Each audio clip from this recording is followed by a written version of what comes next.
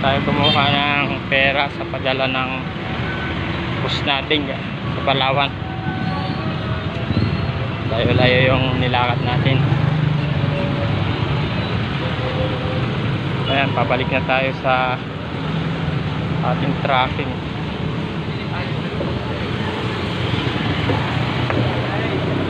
Grabe init.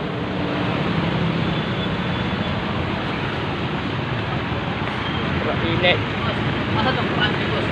Ay, hindi ako taga rito sir eh.